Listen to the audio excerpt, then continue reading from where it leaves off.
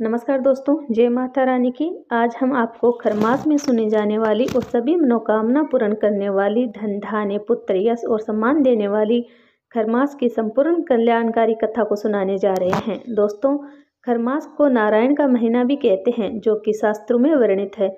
जो भी भक्त खरमास की कथा सुनते हैं वह भवसागर से पार हो जाते हैं और वह जन्म जन्मांतर तक सभी पापों से मुक्त हो जाते हैं। तो प्रिय भक्तगण, सर्वप्रथम हम भगवान सूर्य देव को नमस्कार करते हुए खरमास की महिमा कथा का श्रवण करते हैं। ओम सूर्य नमः, ओम आदित्य नमः। ये महीना आध्यात्मिक रूप से स्वयं को उन्नत और संपन्न बनाने में मदद करता है। ऋषियों ने इसे खरमास इसलिए कहा है क्योंकि इस कालखंड में प्रकृति की ऊर्जा से इंद्रिय निग्रह में मदद मिलती है और चित्त सहज रूप से वैराग्य की ओर उन्मुख होता है। ये महीना धैर्य, ऐसा और भक्ति के लिए उपयुक्त माना जाता है।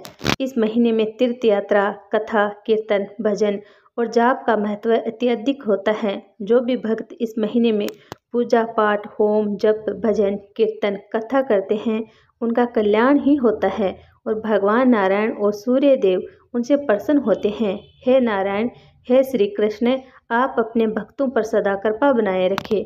प्रिय भक्तों, अब हम सुनेंगे भगवान नारायण और श्री कृष्ण जी की एक दिव्य और अद्भुत कथा। पुरानी कथाओं के अनुसार एक राजा ने भगवान श्री कृष्ण का एक सुंदर मंदिर बनवाया और वहां एक पुजारी को नियुक्त किया।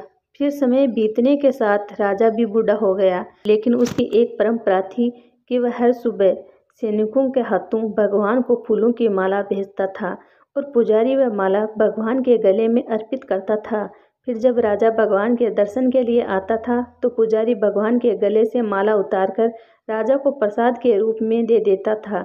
ये परंपरा बहुत समय से चली आ रही थी। फिर एक दिन राजा की तबीयत खराब हो गई तो राजा ने सिपाहियों को देकर माला भेजी और ये कहने को कहा कि वह आज मंदिर नहीं आएगा। फिर सिपाही माला लेकर पुजारी के पास गया और राजा का संदेश दिया।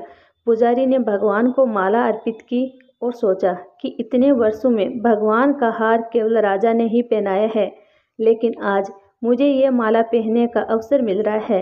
ये निश्चित रूप से भगवान की कोई इच्छा ही होगी, इसलिए उसने माला अपने गले में डाल ली। फिर जैसे ही सिपाही ने जाकर राजा को संदेश दिया कि वह आज मंदिर नहीं आ रहे हैं, पुजारी ने हार भगवान को अर्पित कर दिया। फिर अगले दिन राजा ने मंदिर में आकर देखा कि माला पर सफ़ेद बाल पड़े थे।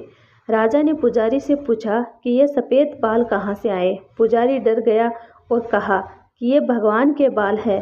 तब राजा गुस्से में आया और कहा कि यदि अगले दिन तक श्री कृष्ण जी के बाल सफ़ेद नहीं हुए तो तुम्हें सज़ा दी जाएगी। फिर पुजारी ने भगवान से प्रार्थना की और पूरी रात भगवान से अपनी रक्षा की विनती करता रहा। फिर सुबह राजा मंदिर आया और पंडित से कहा कि वह भगवान के बाल देखना चाहता है। पुजारी ने घबराते हुए भगवान का मुकुट उतार दिया और जैसे ही राजा ने मूर्ति के बाल उखाड़े, खून बहने लगा। ये देखकर राजा भगवान के चरणों में गिर पड़ा और क्षमा मांगने लगा। राजा ने कहा, भगवान मुझे क्षमा करें, मैंने बहुत बड़ी गलती की है। मैंने सही और गलत का भेद नहीं किया और संदेह के अंधेपन में आ गया। तभी मूर्ति से आवाज़ आई, हे राजन, आप मुझे केवल मूर्ति ही समझते हैं, इसलिए आज तक मैं केवल आपके लिए मूर्ति ही हूँ। लेकिन इस पुजारी को मुझ में भगवान दिखा तो मुझे उसकी जान बचाने के लिए अपने बाल सफ़ेद करने ही पड़े। उसके बाद राजा को अपनी गलती का पश्चाताप हुआ, लेकिन अब कुछ भी नहीं किया जा सकता था। इसलिए कहा जाता है कि पत्थर में भी भगवान होते हैं। यदि आप ऐसा नहीं मानते तो भले ही भगवान आपके सामने प्रकट हो जाए, आप उनसे उनकी सच्चाई के बारे में पूछेंगे। यदि आप वास्तव में ईश्वर को देखना चाहते हैं तो आपको केवल महसूस करना है। परमेश्वर पर बिना शर्त विश्वास रखें और बिना किसी रुकावट के अपना काम करते हुए उनकी भजन भक्ति करना चाहिए। सर्वशक्तिमान आपको निश्चित रूप से अपना फल देंगे। खरमास का महीना नारायण का महीना होता है। इसमें जितना अधिक भगवान विष्णु और श्री कृष्ण जी को याद करेंगे उतना ही आपका उद्धार होगा। उनका नाम लेने मात्र से ही पाप कष्ट मिट जाते हैं।